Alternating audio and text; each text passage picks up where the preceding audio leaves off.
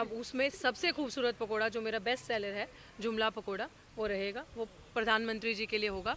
और बेरोज़गारी स्पेशल चाय, ये दो चीज़ें उनको स्पेशली बड़े एनवलप में भेजी जाएंगी। वैसे तो उनको बाहर ही आना चाहिए लेने के लिए, क्योंकि अगर वो छुआछूत में विश्वास नहीं रखते हैं, अगर वो कहते हैं कि मैं पिछड़े समाज का हूँ और मैं दलित, मेरे भाई बहन हैं, बंधु हैं, हम जाति को नहीं मानते, ये वो, तो वो बाहर आएंगे मेरे वहाँ से बेरोज़गारी की स्पेशल चाय और जुमला पकोड़ा खाने ज़रूर आएंगे। जिन्होंने हम जैसे युवाओं को विकल्प दिया है रोज़गार का, पकोड़े का, कि तो मैं नहीं खिलाऊं, और जो मेरी हालत करी है जिस तरीके से, न्याय की कोई उम्मीद नहीं है। 200 दिन हो गए धरना करते हुए, और उसके बाद जब मुझे लगा कि अब भाई 144 धारा लगा दी, डंडे मार दिए, पर्चे कर दिए, रोजगार तक पे पकोड़े बेचने निकली जो उन्होंने कहा तो उस पर भी एफआईआर कर दी, फिर इसका मतलब सब झूठ है ना, सब धोखा है। तो सारा दलित बहुजन समाज उस दिन देखेगा कि जब एक दलित बेटी मोदी जी को उन्हीं के आइडिया पे काम करती है। वो कहते हैं ना कि मैंने इतने करोड़ रोजगार दे दिए, ये इतनी योजनाएं दे दी, इतनी सारी बेटी बचा दी, इतनी सारी बेटी पढ़ा दी, अब बेटी बच गई अनफॉर्चुनेटली जो उनके लिए,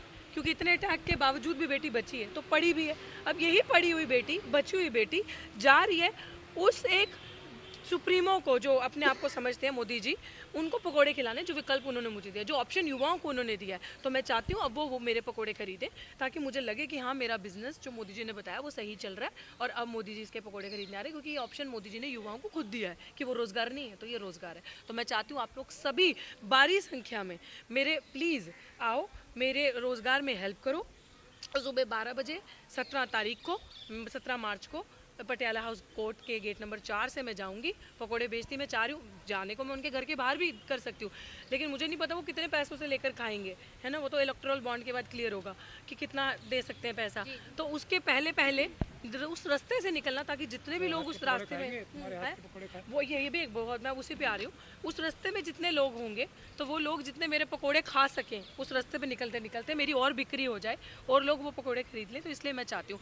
और दूसरा बड़ा सवाल ये है कि देखना ये है कि दलित की बेटी को डंडा मिलेगा, पर्चा मिलेंगे, या दलित की बेटी के हाथों के सिर्फ इलेक्शन के टाइम पे पैर धोना और उन पैरों को चरनामृत बना के पीना।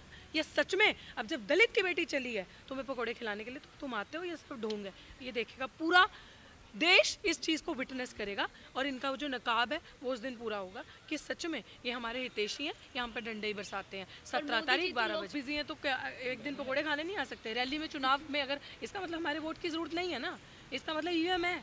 अगर दलित आपके पास चल के आ रहे हैं आपको पकोड़े खिलाने के लिए, तो आप रैली में बिजी रहोगे, क्योंकि आपको पता है ईवीएम मुझे वोट देगी। असली वोटर तो ये बैठे हैं ना, असली वोटर तो चल के आपके पास आ रहे हैं, तो उस दिन दूध का दूध पानी पानी हो जाएगा। साइलेंट वोटर्स कहते हैं ना महिला, बिल्कुल बात सही है आपकी कि महिलाओं को साइलेंट वोटर्स कहते हैं, बट ये यहाँ पे जो थ्रेट है ना वो डबल है। ये महिला भी है, दलित महिला भी है, एक रिप्रेजेंटेशन है अपनी बहुत बड़ी पर्सनालिटी, अपनी बहुत बड़ी समाज का, साइलेंट भी नहीं है, और साइलेंट भी नहीं।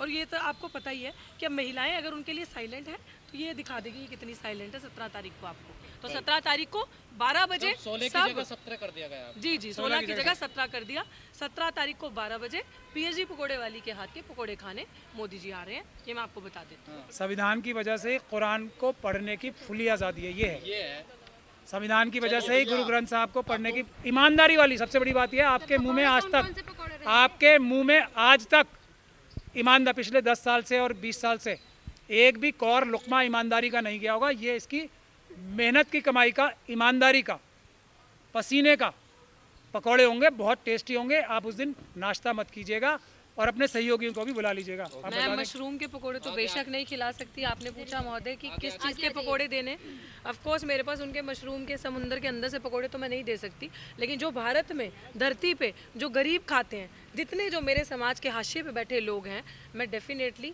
अपने से बेस्ट जो सबको देती हूँ, वही मोदी जी को भी उस तरीके के पकोड़े खिलाए जाएंगे। पालक के होंगे, आलू के होंगे, गोभी के होंगे।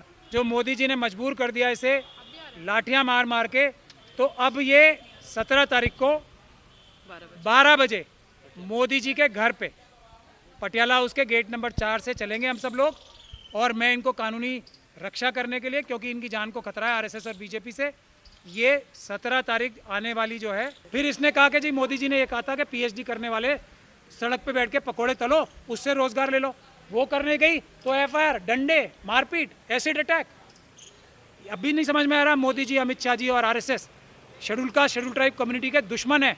इनको फलता फूलता नहीं देख सकते, इसको देख नहीं सकते ऋतु को कि कैसे एक खड़ी कैसे, मतलब एक खड़ी कैसे है। आप इन लोगों पे भरोसा करना चाहते हैं और मुझ पे नहीं। जो मैं ऋतु के साथ खड़ा हूँ, मुझ पे नहीं करेंगे, मोदी जी पे करेंगे तो अंजाम आपके सामने ही होगा।